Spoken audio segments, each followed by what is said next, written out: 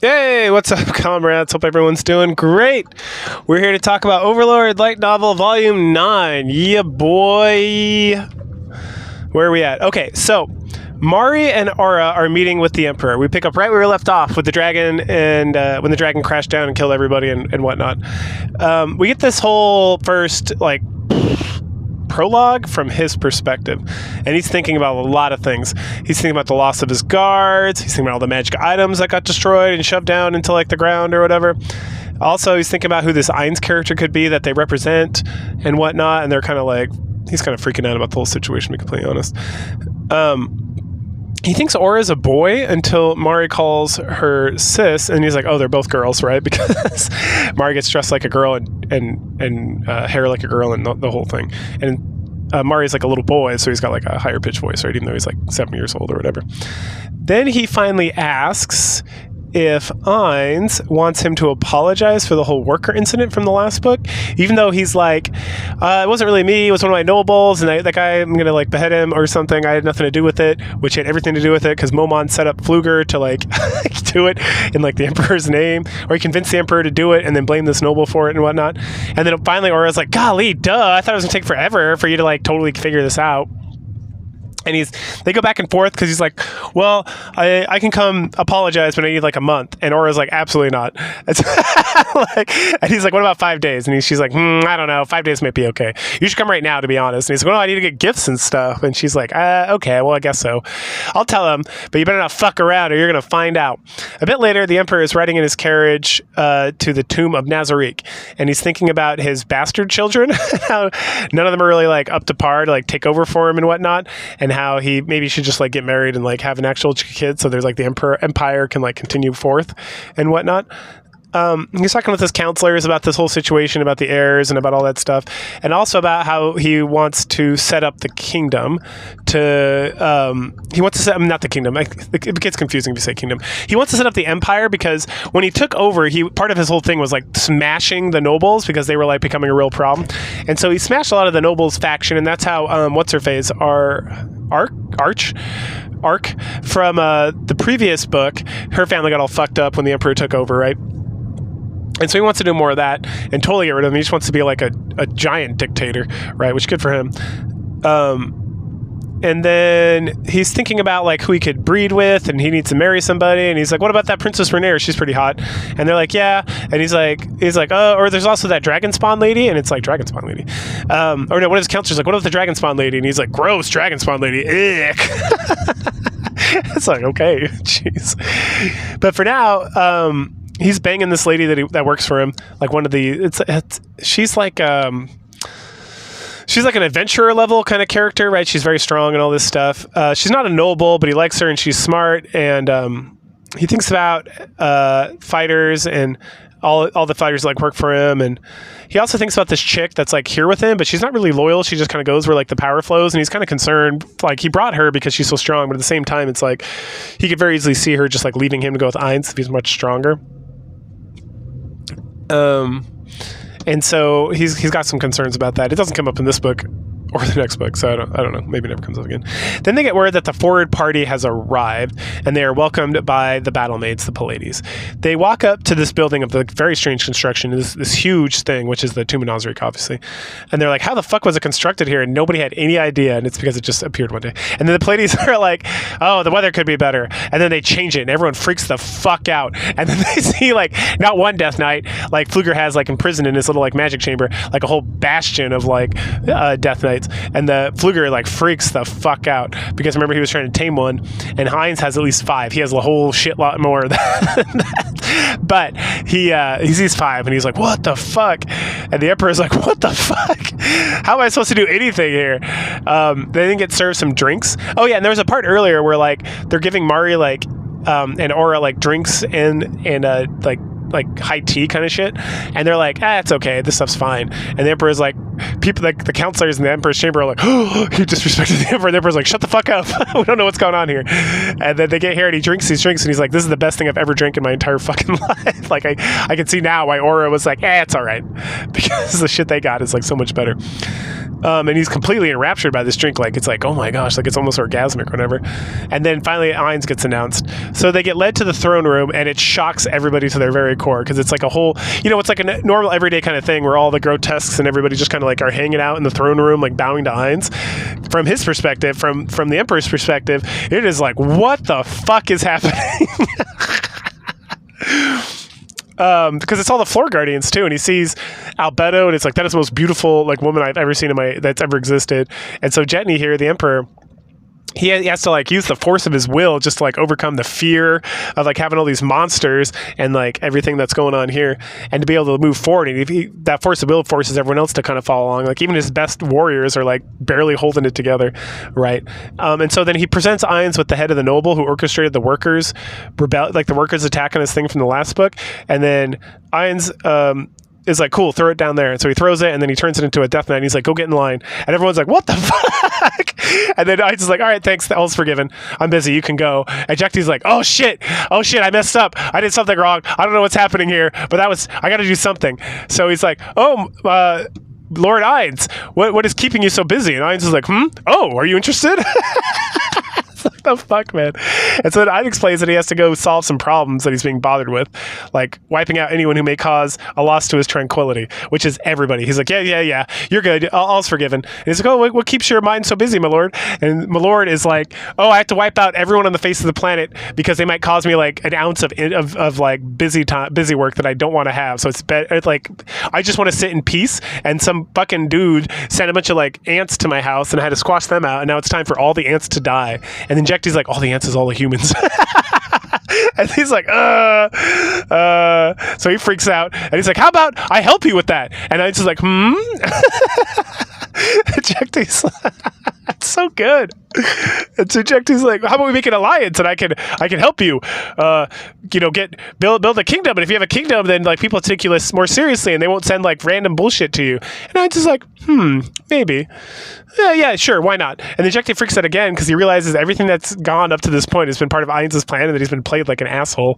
And so he tries to find some way to get an advantage, but he's not able to find any advantage at all. So they end up deciding that Demiurge and Jekti's like secretary will be in charge of the Empire Nazarick relations. And then Ainz offers to have the secretary stay here with him, and Jekti freaks out because he's like, oh no, he offers everybody to stay. He's like, oh, you've come a long way to travel here, I bet you all stay in my tomb one night. And Jekti's like, oh fuck, I would love to, that sounds amazing, but I have an empire to run, and I must return, thank you so much.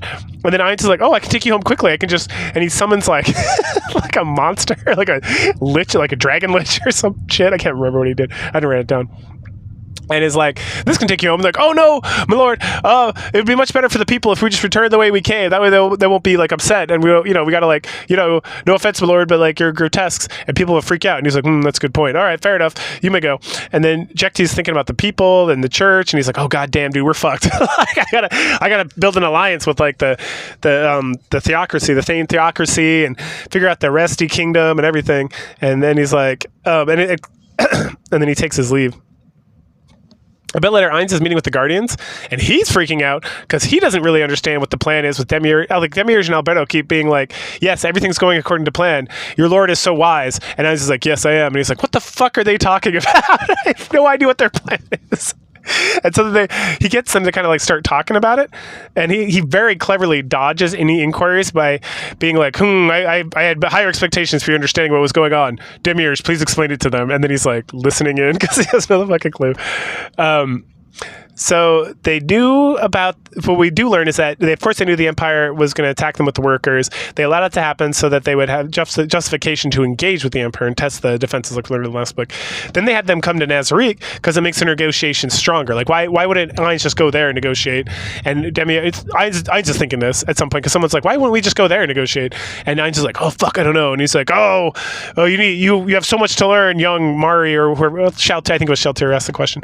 And then he's like, Demiurge, please explain. And then he's listening. He's like, oh, that is a good point. like, God damn, I love this book. Anyway, so come days. Okay, it makes negotiation start. Then Demiurge says something about the others not understanding all the plans and how Momon is involved. And Ainz is like, how the fuck is Momon involved? Oh goodness! And then everyone begs for more information, and he again orders Demiurge to explain everything. Back over at Jekti, he's writing in silence, thinking about stuff, and then he starts talking to his subordinates about all the stuff that he was thinking about the dire event. They chat about the minions and such, and they're like, that Shaltera looks weak, but she's super sexy, so she might be like his wife or something. And they're like, oh yeah, maybe. And she's super sexy. Hell yeah, she is. But is she weak? Hell no. They start talking strategy, and Jekti starts putting together that Pfluger was acting very odd, because normally Pfluger, as we saw in the previous book, I didn't really mention this, I apologize, but when I can mention it for a second, when he saw like the advanced magic that Nabe was doing, he like freaked the fuck out. Like he got on his hands and knees when he was like, oh Momon, please take me under your wing and teach me anything you want to know. And so when they saw the magic here that was going on, like turning into a Death Knight, he expected, like Pfluger freaked out, but he didn't freak out like nearly at the level he expected. And then he's like, oh, because he probably already knew that this was going to happen, and he knew about Ainz, and if he knew about Ainz, that means he's a betrayer. Oh no. And so he calls him out as being like a traitor, and he talks to his aides about replacing him with somebody else in like the Magic Academy, and how much of a hit it's going to be to the Empire, but it has to be done. And then they chat about all their plans and stuff, and how they need to get the other nations to ally and join them in the fight against Nazari, because that's the only way they're going to survive. And they also have to keep it like a huge secret, right? Back over to the Floor Guardians, Demiurge is essentially said all the stuff that the Emperor decides to do. Like we have the conversation with the Emperor talking to like all his minions and all the plans they come up with and everything. And then we go back, and it's like Demiurge essentially said everything the Emperor said to the minions. And they're like, oh, okay, that makes sense. That's why we did everything we did. And talking about how like the Emperor is going to try to like buy off some of the Guardians and all this stuff, and about how foolish it is, and everyone like laughs and stuff. And then they talk, and then Demiurge is like, none of this could have happened if it wasn't for the great plans of Ainz. He planned all of this. And Ainz is like, no, I didn't. And so they're praising him and calling him king. And they're like, the whole plan was for you to take over the world. And he's like, what? Oh yeah, I vaguely remember saying that in like the first book. And also how they need to make a kingdom. And like, if they're going to make a kingdom, what should the kingdom be called? They decide to call it like the Kingdom of Darkness. And it's like, oh, the Kingdom of Darkness, that's fun. And then, should he be a king? Should he be an emperor or whatever? And they decide he's going to be a king because it's a kingdom. And so he's going to be the King of Darkness and the Kingdom of Darkness. And they're like, yay. And they all cheer and praise. And someone's going to go like make a flag or something. We then flip over to the kingdom. Gazov gives us a lowdown of what's been happening since book 7. So over the course of like the last book and up to this book, like what's been going on. The king did not announce an heir, but his faction has become stronger from the fighting. The sons are still fighting for power. The king reveals that the Empire has declared war on behalf of Ainz Ungol. Who's Ainz Ungol? Ainz Ungol is upset, and he wants, because like shit's been going on, and he wants all the land around where he's at. So kind of like that's like Henri's land. That's the mercenary town he was working out of for the first couple of books as Momon. Why can't I remember what the name of that town is? Is Resi Kingdom? God, it's on the tip of my tongue. Irantel. So he wants Irantel. He wants all like the towns that got burnt down by the theocracy. He wants all that shit. And then that's like, they can't just give it to him because that'll make the king weak, and the nobles will take advantage of it, and yada yada yada. So that they're gonna go fight the Empire like they normally do in like the plains of, I don't remember. I never read it, I don't think. Anyway. So, there's some arguing about stuff, and the king and the oldest son are going to go to war while the second son is going to stay behind and like guard the kingdom, right?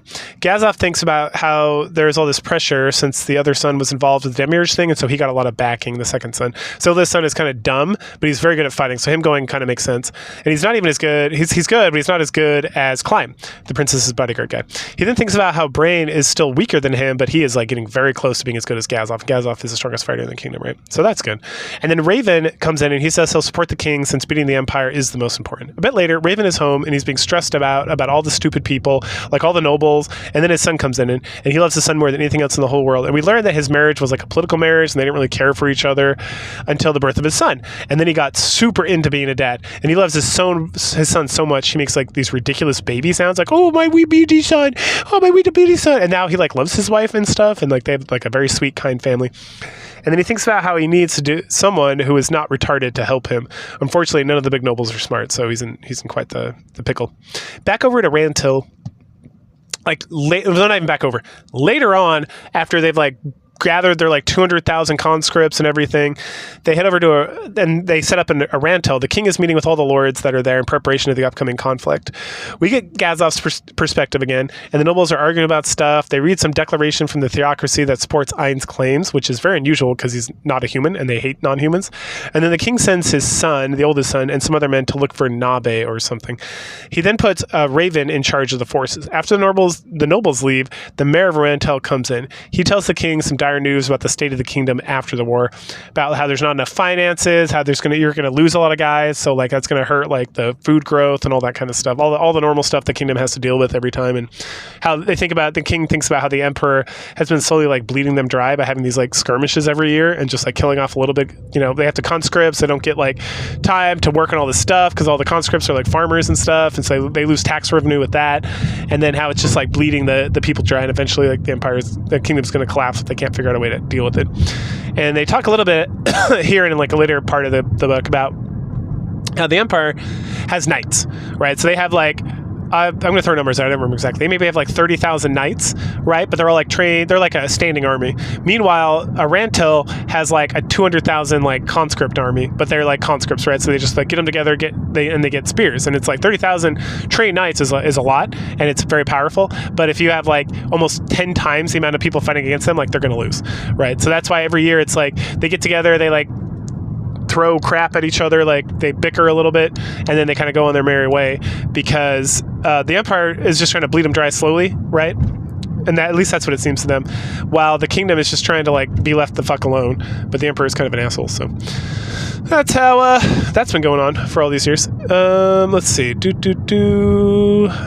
Okay, so then Gazov, we skip outside. Gazov's like meandering about. He sees Climb and Brain talking to some of Lord Raven's guards, and Lord Raven's guards are all like ex-Orichalcum level adventurers, which is the second highest level. Right, the highest level is Adamantite. Oh wait, aren't they ex-Adamantite? But I think they're Orichalcum. Anyway, they used to be a very powerful like adventure group, and now they're like Raven's personal guard or whatever. And one of them is what was his name?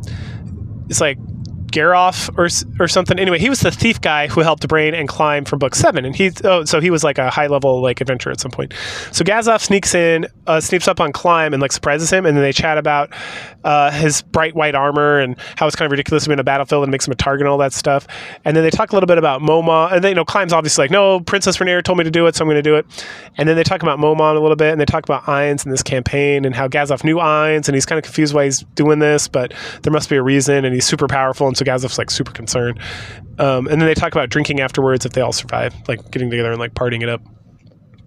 We then get like a very, very detailed description of this field where the Empire and the Kingdom always fight. Oh, there it is. I wrote it down. I did write it down. The Kotz Plains. This is the place where it's like there's so many battles here that there's always like undead popping up, so it's kind of like a sketchy place, right?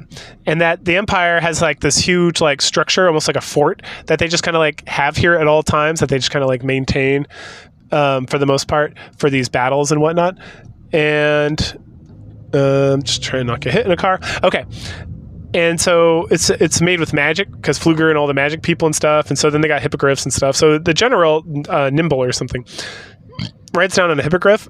And so we find out there's like 8 armies. So they're ranked 1 to 8. And like the leader of the general of the highest army, so 1 is like the main general. And if there's like more armies there together. But there's the first army is like Jekti's like army or whatever, so he's in charge, and since he's not here doing any of this bullshit, that leaves the leader of the second army in charge of this thing, which is Carvane, I think. Yep. So Nimble meets with Carvane, who's the head of this army. They chit-chat a little bit about what's going on, about how the Kingdom of Darkness is going to like they're going to like show up and do something to start the battle, and then they're going to like roll in and like clean up the kingdom or whatever. And it's like, oh, what can he do? He's just some magic user. It's like, I don't know, maybe cast a fireball or something. Oh, they're going to have a lot of fun when they see what goes down. But, oh man. So yeah, so they think he's just some like regular caster, like Pfluger's level maybe. They're like, oh, I don't know, Pfluger seemed kind of impressed, so maybe he's like the same level or like a level lower or something. They have like no fucking clue what this is going to go down. And so that's sad for them, but fun for us. let's see. And so they discuss the whole thing. How they are going to lose a lot of knights just to hand over Arantel to Ainz for no cost to them. And they talk about what the Emperor's doing and why it's happening. And the Emperor wants to see the Ainz can do. So they're going to, so they're going to have him do his magic, right? At that point, they get interrupted because Ainz has arrived. And then Nimble is under orders to give complete deference to Ainz. So normally there would be like an inspection. Like even if the Emperor's carriage rolled up, then the guards would do an inspection. But the guards are told specifically not to do an inspection. And they get kind of concerned about this because like, what the fuck? We always do inspections, even with the Emperor. Why would we not do this? And it's like, the Emperor commands it. And they're like, oh, hell, the Emperor. So they all do their deepest bow, which is like a huge deal. Like people are like, oh, the deepest bow. How can we do the deepest bow? We only do the deepest bow with the Emperor. And he's like, fucking do it. I am your general. I order you to do this. And they're like, okay. So they do their deepest bow. And then Mari just like pops off and he's like, hey. And he's wearing these two crazy gauntlets. One's like a demon and one's like angelic. And then Ainz steps out after him. And there's some back. And everyone's like, oh, that girl is so hot. Oh, when she gets older, she's going to be such a babe. It's like, it's a dude with a dick. But there's back and forth as Nimble admires just like his presence and his power. And Ainz asks about the army. In the battle, and the humans are like, they talk about, Nimble asks him about his army, and he's like, oh, yeah, I have like 500 troops over there, and they're like, what is 500 troops going to do? Like, what is this fucking dude? So it's kind of that, a lot of that. And then he mentions they'll be here soon. And there's a whole thing where like Nimble knows that the Empire needs to shed the most blood to like make a good impression on Ainz and stuff. And then Ainz he's like, all right, my army's ready to come. And so he like opens a gate and they all come on through. And the army shuts everybody up. Everyone's like, holy fuck. Meanwhile, there's an intermission. We meet this little girl. She's seeing a bunch of nobles. And we find out that she's the Dragon Lord they talked about a little bit earlier. She's not very strong. And right now she's in the form of a lowly girl, even though her natural form is like a big breasted woman. Because this way, men and women will like her and they'll trust her more because she's so cute. They talk about the Beastman invasion. So the Beast Kingdom, they love to eat humans and they're going nuts in this kingdom that's ruled over by this like Dragon Lord girl. And they're just like killing tons of people. And we found out the Beastmen are specifically like lions and tigers that are bipedal. They had to talk about how much trouble it is, like her and her butler or whatever. They then talk about an adamantite adventurer in the kingdom who has a lowly complex, and how part of the reason that she's got to maintain this form is to trick him into like wanting to have sex with her or something, like really gross. And then they talk about how the theocracy usually helps them with these beast incursions because they hate the non-humans. But they haven't helped this year either, so they're not helping the kingdom or these guys. They're kind of just like noping out of this whole situation. They're like, oh, fuck us. And then they talk about the Empire and the Kingdom fighting their like annual war. They talk about the primeval magic, which is, or primeval, not like prime evil, but like primeval. Primitive. I think it's primitive. The primitive magic. I wrote primeval, but I think that might have been a spell check because it wasn't like evil, like primeval, like Diablo from the Diablo series. It's so the primitive magic, which she has like she can like do a huge attack, but there was some concerns about like it'll knock her out or like drain her, or she needs to like kill a bunch of people to like get the magical power to be able to do it or something. And it's not really, she can't really control it. So even if you do it, it's like not always going to be like the best course scenario because it's like, oh, we can sacrifice these people and we can make this great gain. It's like, well, maybe, but maybe not. So she doesn't necessarily want to do it. We then join up with the oldest prince, who is pissed off about the whole political situation. He's pissed off that his younger brother is getting a lot of rep with like all the people, and he's mad. And he's mad he's not at the war right now. He's being sent off to this fucking like random village in the middle of nowhere, like Henri's village. And he's chatting to some baron. He's getting madder and madder as all he sees everywhere is betrayal. And, you know, and since he's not at the battlefield, he thinks about a bunch of schemes he can use to get the kingship back, right? And he decides he's going to use the village of Karn, which is Henri's village, as the bargaining chip. He then feels like he's come up with a perfect plan. We then switch over to Karn, and they're doing great, thanks to Ainz and Momon. They have a lot of hope. They have new schemes and plans. You know, after they push the trolls and everything back, things are going great. They got more ogres on their side and all that stuff. And they've been really able to like thrive in their situation. Henri meets up with Infaria in a hay barn, and he's wearing cologne, and he clearly wants to fuck her, but he's very nervous. And then he pulls out some notes to talk about stuff, something about costs for food for the goblins and ogres. And Infaria makes a weak-ass attempt at romance, but then they get interrupted by the goblin leader because he announces there's an army approaching, and they're like, what? So they're trying to figure out why that's happening. Henri goes to talk to the messenger. Henri's like, they're like, let us in. You're part of our kingdom. You'll do what we say. And she's like, no, I don't think so. And they're like, we're going to blah, blah, blah. And he's like, yeah. Well, let me go talk to my people. We'll figure it out later. And so she makes a bunch of excuses up. And then the messenger, because she doesn't want them to see the goblins and ogres, obviously. And then the messenger mentions wanting info on Ainz. And this makes Henri like even more concerned. So she absolutely refuses to. So we head back over to Barbaro, the oldest prince. And he's livid. He declares the village in rebellion. And the knights convince him to parley. And then he can execute them later. He just wants to like burn the whole thing to the ground. So he's like, fine, I won't just kill them all. I'll parley with them and then I'll kill them all. He decides he's going to start with some flaming arrows to burn the town down. And Raven's men are like, no, bro, we're not doing that shit. And so the Baron's like, I'll do it. And so Raven's men just kind of like back off while these guys like go into like slaughter the innocents. What an asshole. There's also some argument about, so back in the village, they have some argument about like, man, that's a lot of people because it's like 2,000 troops and it's like, there's like 20 goblins and like 5 ogres or something. So, and then there's like the defense squad, which is like a couple of like Mithril level adventurers that came over here, like the girl with the potion from the first book. I think it's the second book. And so there's like a lot of concerns about all that shit that's going on. And let's see. So, and then some people, so the defense squad is also, they're like, well, I don't know if we should fight these guys. Maybe we should bring them in and talk to them. And like, we don't need to be so scared or whatnot. And then they see the prince's men start to light the watchtower and fire with their arrows. And then all the people in the defense squad that were like kind of on the fence are like, no, fuck this guy. Let's get him.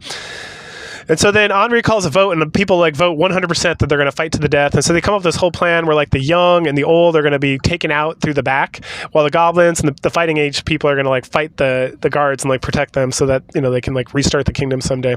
And that the old and the sick, or the old, sick, and young include Henri and Inferia and Henri's little sister. So Henri gets kind of pissed off about it, but they're like, no, you have to do it. You're a leader. You're the one who can come back and set this right. And the goblin, and again, it's like the thing that was brought up before by Lupus Regina, was that like the goblins listen to you. Like if you're not in charge, the goblins might not, like they don't give a fuck about this village. They care about you.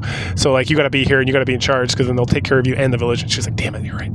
So back with the prince, they finally open the gate, but as a group of guys like roll in to like charge in there, a bunch of ogres run out and like smash the shit out of them, and then they like toss them aside and then they run back in. And so the prince decides that it's time for a siege. Meanwhile, Henri and Inferia are escaping with the children, and a large group of cavalry show up in the back, and Henri's like freaking out and pulls out the goblin horn, because Inferia's like, I can take care of some of them, but like my magic's not that strong and I'm gonna run out, so you should just go, I'll hold them off. And she's like, no, I can't. And then she's like, I don't know what a couple more goblins are gonna do with like the goblin horn. And then we get some like fun talk about like, oh, when this goblin horn thing came out, it was just like a trinket. That's why Ainz gave it to her in the first book anyway. It was because it's like, oh, it's just some throwaway item, right? They got it like some like Christmas event or something, and it's only supposed to summon like a couple goblins. But then no one really read the actual like description, because the description doesn't say it's only going to summon a couple goblins. It says it will summon like a goblin army, and there's like another description that we don't get. Like, it's funny because the book doesn't give us like the full description of what the magic item is actually supposed to do, but it definitely implies that it does a lot more than just summon like these 10 like low-level goblins. And so... And then we go over to the village, and the goblin boss is like, he's killing the shit out of dudes, but there's only like 4 of them, right? So, I mean, there's only like, I think it's 12. I thought there was, the standard 12. Anyway, there's not that many. There's like a few goblins and a couple wolf riders and a couple ogres, and then like the humans, and they're starting to get overwhelmed, even though the goblin boss is like killing the shit out of like these footmen here, but they're getting overwhelmed. And then all of a sudden, a giant army of like 5,000 plus goblins like rolls up, and they all have like their own squads. There's like the red cap squad and like the magic squad and like all this shit. Like, it's like, holy fuck. And as soon as they roll up, the leader of like this new goblin force tells all the people who stayed behind the village to like protect the village. He's like, you guys may retreat. We have this. And this guy's like the goblin strategist. He's like the greatest strategist of all time or something. And he takes over. And then we head over back to the prince, and he's like, what the fuck? Where'd this army come from? Because like, his army looks like a piece of shit. And the knights are like, oh, we should definitely retreat right now. And he refuses. And then we get a call out of all the corps. Yeah, that's how I'm serious. Oh, here, I wrote them down. There's heavy infantry, mages, priests, assassins, everything else. And as the prince is about to retreat, the assassins and one of the red caps, which is the top guard for Henri now, they attack him directly and just kill all his men. And the goblins leave some of the prince's men alive. Oh, sorry, they didn't kill his men. They killed most of his men, as well as they leave the prince and a bunch of his men alone, so that they can go negotiate with the kingdom later. Because if they just slaughter everybody, there's no one to negotiate with, which is like a genius move. And so they all run off. And then later on, Barbaro's like awake and freaking out at night. And then Lupus Regina shows up, and she's like, "Hey, big boy." And he's like, "Who are you?" And she's like, "I'm here to kill all of you." And then she summons some of the red caps. and then they just completely slaughter this whole group of guys. Meanwhile, Gazov and Raven talk about what is happening with like the Empire is just standing around not doing anything. Normally they'd like rush out and they'd start fighting and then they'd run away like little bitches, and how the king sent his son away because he didn't want him to die. And then something big comes out of the Empire's ranks. Let's see, 3 of them destroyed. Oh, no. Okay, sorry. What? I wrote eats. That's definitely not right. Then some... Anyway, these monsters like come out of the Empire's ranks, and we find out that like 3 of them destroyed an entire city in the Beast Empire, and there's like 500 of them here. And so Raven and Gasov and Raven's like Orichalcum adventurers are like, time to run.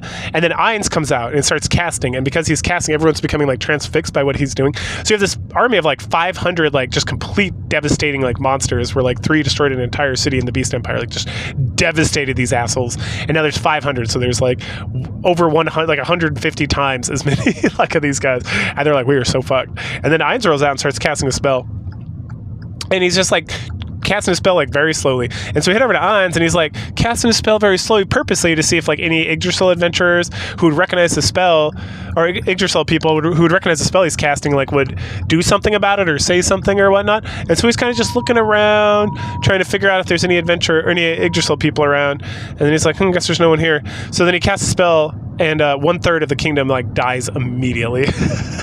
And in their place arise these like goat tentacle monsters. They have like some funny name too, like Kid something. And Ainz is like, oh, I summoned 5. That is so impressive. I wish other people were here who knew what I was doing, because they could see that and be like, wow, 5. Because the spell he casts that like kills all these people, like instant kills people, it usually summons 1 or 2. So he's like, wow. And these tentacle monsters are like gigantic, and like big enough for him to like ride on the back of, right? And not like ride in the back of a little bit, like ride on the back of while they smash the shit out of stuff with their giant like hoofs. Or tentacles or whatever. Meanwhile, over at the kingdom, they are trying to hold fast against them, while Raven is trying to flee with his Orichalcum adventurers. At some point, his horse freezes up, but then the heroes grab him and help him like escape the fuck out of there. Back with Ainz, we see that one of the Dark Young, that's what they're called. The Dark Young come back to get him, and the Imperials are so afraid they start to kill themselves to try to flee away from it. Like it's sort of just coming back so he can ride it like a fucking mount. And all these like Imperials are like they're just like stomping each other to death. They're like stabbing each other in the back, trying to like get past the next person so they don't have to be near this thing. And Ainz is like, these guys are stupid. And he hops in the back of this creature and he rides off, since the Empires are being like they're not doing anything. He's like, he casts a spell and he's like, go ahead. And they're like freaking out and running away. He's like, well, I guess I'll finish this up. So he's gonna go finish off the kingdom. We move over to where the king's at, the Rescue's king. And he's alone with the Royal Select, and they insist that he flees, but he knows there's nothing he can do about any of this shit, and he's like, we're so fucked. But some of the Royal Select, along with Brain and Climb, are going to distract the Dark Young while the king flees. Elsewhere, Gazov is prepping to fight one of the Dark Young, thinking about how it is hopeless and that he will die, but he will serve his king to the last. As the Dark Young gets close, it stops and doesn't kill him. Instead, it turns out it turns around and Gazov sees Ainz, and they chat for a little bit. They have a little chat-a-potamus, like, oh, what are you doing? And then Ainz is like, oh, you're so strong. How about you come work for me instead? And he's like, I can't. I swore an oath to my king. And Ainz is like, oh, that's very respectful. I like that. How about we fight a duel instead? And Gazov's like, can we fight a duel? And Ainz is like, sure. That's kind of surprising. Well, yeah, why not? He checks out. He's like, may I look at your sword? And at this point, Brain and Climb have like come over and they're like, you're going to show him your sword? How can you do that? And it's like, man, it doesn't matter. Gazov's literally like, I don't give. Like, it literally does not give a matter 1 iota if he looks at my sword or not. So he checks it out and he's like, wow, this sword can actually hurt me. This is a very powerful sword. They're very proud of using this. And so then they prepare to fight. Brain starts the duel with some bells that Climb has, and then Gazov charges. As soon as it's like the second that happens, Ainz stops time and then casts a spell called True Death, which will never allow Gazov to like be resurrected or anything. And then he unfreezes time, and then Gazov's like instantly dead. So he just like is charging, and then like from Brain and Climb's perspective, Gazov takes like a couple steps, and then like he just falls into Ainz's arms. And then Ainz offers to bring the body back. And to stop the slaughter, and they're like, please stop the slaughter, because Gazov was so like he's like, I'm gonna stop the slaughter because Gazov was very honorable and he fought me in a duel and I said I would do it, so I'm gonna do it, but can I have his sword? And then Bran's like, or can I take his body too? And Bran's like, no, we'll take his body, and then Climb's gonna take his sword, and Ainz is like, all right, farewell. And so then Ainz leaves, telling them that if they surrender, he will accept not slaughtering any more people or whatnot. And this moves us to the epilogue. So later, back at the tower where Climb and Gazov spoke before the slaughter, Climb is thinking about everything that happened, how he feels useless and hopeless. He thinks about how he wanted to die with Gazov, how he was like, oh no, sorry, this is Brain. Sorry, Brain is thinking this, how Gazov was like a father to Brain, and how it inspired Brain to be stronger. I think it's Brain. It's like a human brain, but it's not brain. It's like brain. It's like a Scottish brain or something. I don't know. They are okay. So then we learn Climb climbs up and talks about how like they are surrendering. They're going to give the land. They're going to secede the land to Ainz. The king's faction lost a lot of power, and then Climb mentions. Brand is like, why? What was the point of all this? There was no point to this. It was pointless, yada yada. And Climb's like, no, he wanted us to. He dueled with Ainz so that we could see the power of Ainz, and that'll help us understand his power. So maybe someday we can come up with a means to like defeat him. And Brand's like, I'm gonna do the best I can. He like turns around immediately. So Climb, good for you, buddy. Later on, Ainz and his entourage enter the city of Varanto, and the people are like watching in horror. And then some boy throws like a tomato or some shit at Ainz, and Albedo's like, time to die. And then Momon shows up, what? And stops her. And then they agree that Momon, he won't, like, Ainz is not going to just, like, slaughter whoever all the time whenever he feels like it, and that Momon can be allowed to stay and not work for, he can work for Ainz as long as Ainz swears to allow him to take care of, like, the justice in the city instead of being on it his own. And so Momon's going to stay here and, like, watch the people and make sure they're okay and taken care of while Ainz is the ruler. And in turn, Momon will be responsible for any punishment. And so they let the boy go and proceed further. Afterwards, like after Ainz and crew are gone, Momon encourages the people to chill the fuck out and not cause any problems. So they all agree to making this a completely peaceful transfer of power. Well, the book calls it a peaceful transfer of power, but the dude just roll in and kill like 1/3 of like the people who live in this kingdom who were like, he killed like a lot of fucking dudes, like 1/3. So they had like 250,000. Yeah, he killed almost like 100,000 people, and like plus all the people that got killed by the young bloods or whatever. And so peaceful is a loosely associated term with what occurred. But that wraps up book 9, which is baller as shit. And this series continues to be excellent. Hopefully someday this guy like finishes this series, because he got up to 16, but I don't think 17 or 18 have been written yet. I'm pretty sure they haven't. They're supposed to come out like last year, but maybe this year. I don't know. Who knows? So yeah, go ahead, like, share, subscribe, comment, and I will catch you guys later. Bye.